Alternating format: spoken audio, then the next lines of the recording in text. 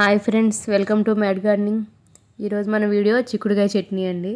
ఈ సీజన్లో మనకు అందరికీ దాదాపుగా ఇళ్ళలో కాస్తూ ఉంటాయి. మనం తెచ్చుకుంటూ ఉంటాం చిక్కుడుకాయలు కూరలాగా అయితే చాలా వరకు అందరూ చేస్తారు, కానీ చట్నీ పెట్టే విధానం అయితే చాలా తక్కువ మందికి తెలిసి ఉంటుందండి.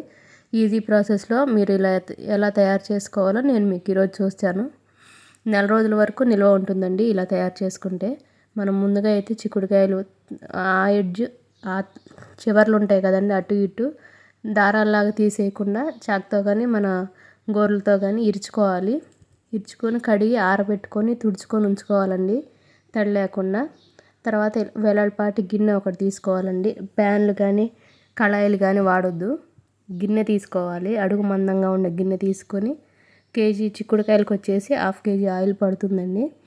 ఆయిల్ వేసేసి గిన్నెలో కొంచెం హీట్ వచ్చిన తర్వాత చిక్కుడుకాయలు ఇలా వేసేయాలండి.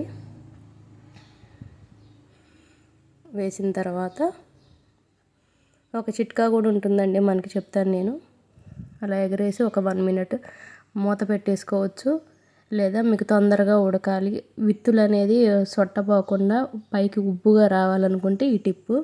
ప్లేట్లో వాటర్ తీసుకుని దాన్ని గిన్నె కవర్ చేసి దాని మీద వాటర్ పోసుకోవాలి. ఇలా వాటర్ పోసుకోవడం వల్ల చిక్కుడుకాయలు ఉండే తేమ అనేది మనకి కింద పడుతూ ఈ గింజలు అనేది ఉబ్బుగా వస్తాయి. ఇలా గోల్డెన్ కలర్లో వచ్చే వరకు వేయించుకోవాలండి. వేయించుకొని స్టవ్ ఆఫ్ చేసుకోవాలి.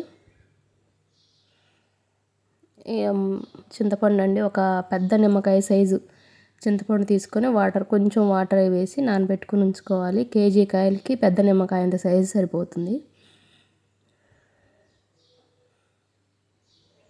మీ దగ్గర ఆల్రెడీ చేసింది ఉన్న 2-3 స్పూన్స్ చింతకాయ గుజ్జు తీసుకుంటే సరిపోతుంది, చింతపండు గుజ్జు. ఇప్పుడు మిక్సీ జార్లో వెల్లుల్లిపాయలు, జీలకర్ర, కారం వేసి పట్టుకొని మిక్సీ పట్టాలి. మెంతిపిండి, జీలకర్ర, కారం 4 టేబుల్ స్పూన్స్ వరకు పడుతుందండి. సెర్లాక్ స్పూన్స్ నావి పెద్దవి.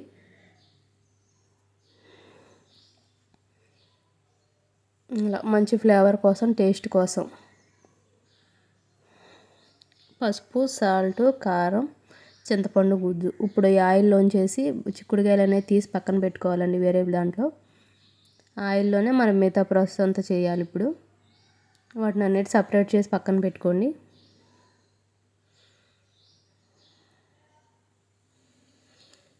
ఇప్పుడు మళ్ళీ ఆయిల్ ఉన్న గిన్నెను స్టవ్ ఆన్ చేసుకొని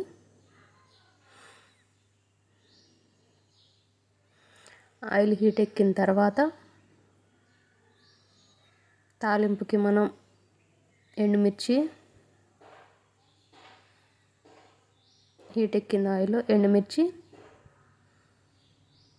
2 వెల్లుల్లిపాయలు, పోపు గింజలు ఎక్కువ వేసుకుంటే ఎక్కువ, మీ ఇష్టం ప్రకారం వేసుకోండి పోపు గింజలు. తర్వాత పసుపు, నాది పసుపు కూడా ఆర్గానికేనండి, ఇంట్లో వేసుకున్న పసుపు, మంచి టేస్ట్ వస్తుంది.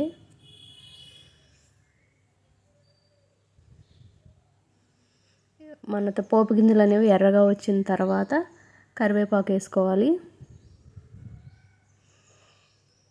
ఇవన్నీ అయిపోయిన తర్వాత చింతపండు గుజ్జు ఉంది కదండి నానబెట్టింది, మనం అది గుజ్జులాగా తయారు చేసుకొని దీంట్లో పిండుకోవాలి.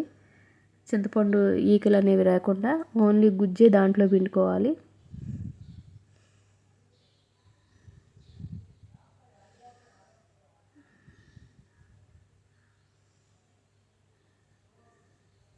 అదిగోండి చింతపండు గుజ్జు.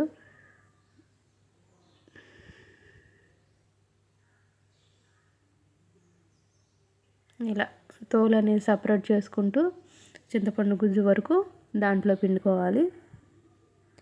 ఒక 5 to 10 మినిట్స్ అలాగే ఉంచేయాలండి లో ఫ్లేమ్లో. చింతపండు అనేది ఉడికితే మనకి పచ్చడి అనేది నిల్వ ఉంటుంది.